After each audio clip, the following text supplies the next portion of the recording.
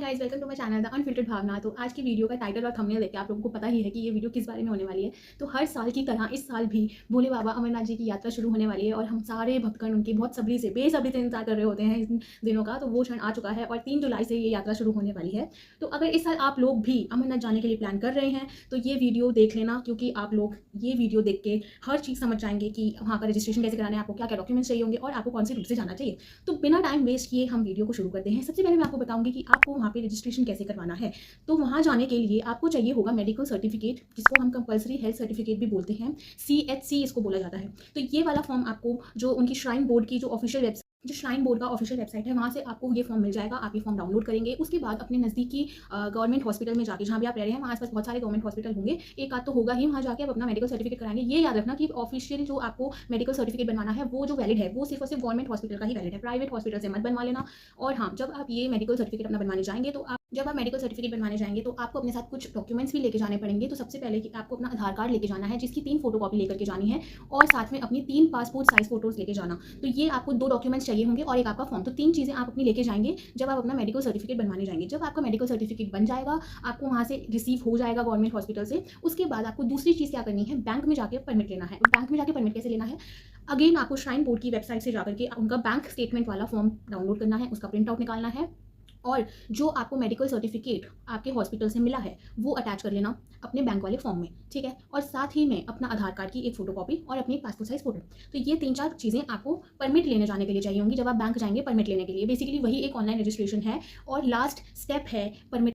तो बैंक में जब आप ये सारी चीज़ें जमा कर देंगे और फॉर्म फिल करके उनको दे देंगे तो वो आपको परमिट दे देंगे। और यहाँ पे आपकी 150 रुपये की पर्ची कटेगी, जो कटवाने के बाद ही आपको परमिट मिलेगा। अब कई जगह पे क्या हो रहा है, परमिट जो है उसी दिन दे दिया जाता है जिस दिन आप लोग जाते हैं बैंक में फॉर्म वगैरह डॉक्यूमेंट्स वगैरह सबमिट करने के लिए। कहीं कहीं आपको टाइम दिया जाएगा कि 1 हफ्ते बाद मिलेगा या 2-3 दिन बाद मिलेगा, वो आप देख लेना, उसमें कोई दिक्कत वाली बात नहीं है, आपको परमिट आपका मिल जाएगा। अब बात ये आती है कि आपको ये परमिट कौन से बैंक से बनवाना है। तो सारे बैंक इस प्रोसेस के अंडर में नहीं आते हैं, कुछ ही बैंक हैं, वो लिस्ट मैं यहाँ पे अटैच कर दूंगी। तो आप ये लिस्ट देख सकते हैं, जैसे कि आपका JNK बैंक हो गया, PNB बैंक हो गया, और भी बहुत सारे बैंक है, आप लिस्ट में नाम चेक कर सकते हैं। ज़्यादा नहीं तो आप साइट से भी ये लिस्ट डाउनलोड करके चेक कर सकते हैं कि जो जो बैंक इस प्रोसेस के अंडर में आते हैं वहीं पर आपको परमिट मिलेगा, किसी और बैंक में नहीं जाना है। इन्हीं बैंक्स में जाकर आपको परमिट अपना बनवाना पड़ेगा। जब परमिट बन के आ जाएगा उसके बाद बारी आती है टिकट्स की। तो देखिए, ये अब टोटली आपके और आपके बजट के ऊपर डिपेंड करता है कि आपको किस मोड ऑफ ट्रांसपोर्ट से जाना है, बस से जाना है, ट्रेन से जाना है, फ्लाइट से जाना है, या आपके बजट पे डिपेंड करता है।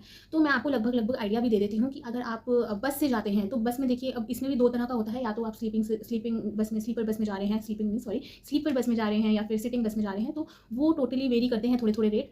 तो ये तो अपने बजट के अकॉर्डिंग आप अपना मोड ऑफ ट्रांसपोर्ट डिसाइड करेंगे। अब बात आती है रूट की। तो देखिए, जम्मू जाएंगे, आप कहीं से भी जा रहे हैं, आपको पहुंचना जम्मू है सबसे पहले, ठीक है। जम्मू पहुंचने के बाद अब आपको डिसाइड करना है कि आप या तो पहलगाम से अपनी यात्रा शुरू करना चाहते हैं या फिर बालटाल से जाना चाहते हैं। ये तो आपसे तभी पूछ लिया जाएगा जब आप परमिट बनवाने जाएंगे, वहीं पे पूछ लिया जाएगा कि आप बालटाल से जाना चाहते हैं। तो ये आपको तभी डिसाइड करना पड़ेगा कि आपको कौन सा रूट फॉलो करना है। अब दोनों रूट में डिफरेंस क्या है। अगर आप बालटाल से जाते हैं तो ये जो यात्रा रहने वाली होती है ये छोटी यात्रा होती है, इसका जो डिस्टेंस होता है ये कम होता है, और जो बालटाल की जो है वो खड़ी चढ़ाई है। और पहलगाम में क्या है, पहलगाम की जो है आसान चढ़ाई है एज कम्पेयर टू बालटाल, क्योंकि इतनी खड़ी चढ़ाई वहाँ पे नहीं है। मैंने जब गई थी तो मैं पहलगाम से ही करी थी मैंने वो चढ़ाई। और पहलगाम थोड़ी लंबी यात्रा है या लंबे दिन की है, टाइम टेकिंग है। लेकिन मैं आपको एक सच बात बताती हूँ, देखिए बालटाल में नहीं गई हूँ, लेकिन जितना मैंने सुना है और मैंने पहलगाम से तो देखिए एक्सपीरियंस करी है चीज़ें, तो पहलगाम में आपके काफ़ी सारी ऐसे नज़ारे हैं, और नज़ारे तो देखिए अच्छे हैं, लेकिन जो पहलगाम से अगर आप जाते हैं तो आपको बहुत सारे पॉइंट्स मिलेंगे जहाँ आप रुक भी सकते हैं। जैसे कि पहलगाम से आपको जाना, अगर आप पहलगाम से जा रहे हैं तो आपको चंदनवाड़ी से सुबह 6 बजे के आसपास वहाँ से टैक्सी वगैरह जाती हैं, कैब्स जाती हैं, और वो आपको चंदनवाड़ी छोड़ देंगी। तो वहाँ का जो किराया है वो लगभग 100-150 रुपये पर पर्सन है। तो चंदनवाड़ी जाने के बाद आपकी मेन यात्रा शुरू हो जाती है। चंदनवाड़ी से उसके बाद तो चंदनवाड़ी से आप पहुँचेंगे सबसे पहले पिस्सू टॉप से, उसके बाद वहाँ पे थोड़ा रेस्ट वगैरह करिए। उसके बाद आप पहुँचेंगे शेषनाग झील पे, वहाँ पे कैंप्स वगैरह हैं, वहाँ आप स्टे भी कर सकते हैं। और कुछ टाइमलाइन होता है कि अगर आप इस टाइम तक शेषनाग का रास्ता क्रॉस कर जाते हैं तो आपको आगे जाने दिया जाता है। तो शेषनाग से आपको आगे जाने दिया जाएगा, वरना तो आपको शेषनाग के जो बेस कैंप वहाँ पे बने हुए हैं वहाँ पे आपको टेंट वगैरह लेके स्टे करना पड़ेगा। और रही बात टेंट के बजट की, तो देखिए अगर आप कॉमन टेंट्स लेते हैं तो वहाँ का जो रहता है वो 700 या 800 रुपये तक का आपको मिल जाएगा। एक बेड उसमें कॉमन होता है, वो एक ही मतलब टेंट होता है, और उसमें 8 से 10 लोग एक ही टेंट में स्टे करते हैं। अगर आप अपना पर्सनल टेंट लेते हैं तो आपको वो 2500 से 3000 रुपये के पर नाइट के हिसाब से मिल जाएगा। फिर शेषनाग से आगे आप जाएंगे पंचतरणी। पंचतरणी पहुंचने के बाद अब अगेन यही प्रोसेस है कि अगर आप टाइम से पहुंचते हैं तो आपको आगे जाने दिया जाता है दर्शन के लिए, अगर यात्रा चल रही होती है। नहीं तो फिर आपको पंचतरणी पे स्टे करना होता है। पंचतरणी पे भी स्टे करने का यही है बजट जो मैंने आपको शेषनाग जी का बताया है। पंचतरणी से आगे फिर 1 या 1.5 किलोमीटर की यात्रा रह जाती है और आ जाती है अमरनाथ की मेन यात्रा। हम अमरनाथ जी बाबा के दर्शन करने की ओर बढ़ते हैं और वहाँ पे हो जाते हैं बहुत ही संतुष्ट कर देने वाले दर्शन। तो ये रूट रहने वाला होता है पहलगांव से लेके पूरा अमरनाथ का मैंने बताया है आपको। और बीच बीच में बहुत सारे हमारे जो है गवर्नमेंट बीच बीच में गवर्नमेंट ने बहुत सी फैसिलिटी भी वहाँ पे प्रोवाइड करी होती है रिलेटेड टू मेडिकल थिंग्स। आपका जगह जगह हर मीटर पे वहाँ पे ऑक्सीजन लेवल वगैरह के लगे होते हैं कैंप्स, और पूरे रास्ते बाबा के भंडारे भी चल रहे होते हैं। अब बात आती है कि आपने रूट चुन लिया है। अब जब आप जाएंगे तो आपको साथ में रूट आपने चुन लिया है, साथ में आपको लेकर के क्या क्या जाना है। साथ में आपको सबसे पहले तो अपना परमिट और अपना आधार कार्ड, ये 2 चीज़ें तो ज़रूर लेके जानी है। इसके बिना तो आपको एंट्री ही नहीं मिलेगी। वहाँ पे आपको एक कार्ड दिया जाएगा, आइडेंटिफिकेशन कार्ड होता है वो, तो वो आपको परमिट देख के ही मिलता है। तो ये चीज़ें आप अपने साथ मस्ट रख लेना। और अब बात करते हैं कि देखिए वहाँ पे मौसम का बिल्कुल भी नहीं भरोसा होता, कब अच्छा हो जाता है कब बिगड़ जाता है। तो साथ में ठंड के कपड़े तो आप लेके जाएंगे ही जाएंगे, लेकिन रेन कोट और छाता, ये 2 चीज़ें तो अपनी ज़रूर रख लेना, क्योंकि वहाँ पे भी मिलता है। लेकिन वहाँ पे जब आप यहाँ से लेके जा सकते हैं तो वहाँ पे क्यों लेना। वहाँ पे आपको एक तो महंगा मिलेगा, महंगे की बात भी नहीं है, अगर आप ले भी लोगे तो, लेकिन वो वर्थ इट नहीं होता। वो इतना पतला होता है कि वो आपका तुरंत ही फट जाएगा। तो मतलब मेरे साथ यही हुआ था, मेरा जो था वो फट गया था। मैंने वहाँ लिया था, मैं अपना भी लेके गई थी, मेरा भी फट गया था, जो मैंने वहाँ से लिया था वो भी फट गया था। तो ऐसा हुआ था मेरे साथ, इसलिए मैं आपको बोल रही हूँ कि यहाँ से आप ज़रूर लेके जाएँ और छाता भी ले जाना, क्योंकि वहाँ पे कभी भी बरसात शुरू हो जाती है और कभी भी मौसम बिगड़ जाता है। तो उसका आप ये चीज़ ज़रूर साथ में रख लेना। और दूसरी चीज़ है कि वहाँ पे देखिए बहुत ही हाई ऑल्टीट्यूड पे आप लोग जाएंगे तो वहाँ पे ऑक्सीजन लेवल कम हो जाता है। तो इसलिए साथ में इसलिए अपने साथ में कपूर ज़रूर ले लेना। कपूर सूंघते हुए जाओगे, आप स्मेल करोगे जब कपूर को, तो आपका ऑक्सीजन लेवल मेंटेन रहता है, उसमें ज़्यादा दिक्कत नहीं आती है। और हाँ, जैसे जिसको बहुत लोगों को क्या होता है कि प्रॉब्लम होती है बहुत लोगों को पहाड़ों पे प्रॉब्लम होती है, तो साथ में थोड़ी बहुत आप कैंडीज़, टॉफ़ी, ऑरेंज कैंडीज़, ये सारी चीज़ें आप अपने अकॉर्डिंग रख सकते हैं। और देखिए रास्ता लंबा है, चलना है, तो ये सारी चीज़ें ध्यान रहे कि आप साथ में थोड़ा बहुत ना वॉलिनी वगैरह भी रख के चलें, क्योंकि पैर दर्द, कमर दर्द, ये बहुत कॉमन चीज़ें हैं जो वहाँ पे आप फेस कर सकते हैं। तो आप ये सारी चीज़ें थोड़ी-थोड़ी जो हैं इंपॉर्टेंट चीज़ें अपने साथ ज़रूर रखें, क्योंकि कभी भी काम आ सकती हैं ये चीज़ें।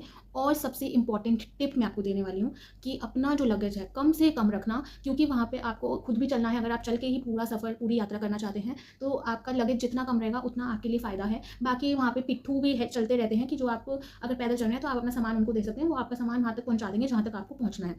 तो फिर वो चार्जेबल चीज़ें होती हैं। हमने जब पिट्ठू किया था तो 1500 रुपये लिया था, कुछ ऐसा उसने। अब तो रेट वेरी कर गए होंगे, क्योंकि मैं 2-3 साल पहले गई थी, तो अब के रेट में पहले के रेट में थोड़ा बहुत फ़र्क ज़रूर आया होगा। तो हाँ, ये कुछ टिप्स हैं जो मैं आपको बता रही हूँ, तो आप ये फॉलो कर सकते हैं। और रही बात कि अगर आप घोड़ा से जाना चाहते हैं और पालकी भी वहाँ पे चलती है, तो उनका भी ऐसे ही है, 2000-2500 रुपये जो है बजट है। आस-पास वेरी भी कर सकता है, ये एकदम ऐसा नहीं है कि बिल्कुल एग्जैक्ट मैं बता रही हूँ।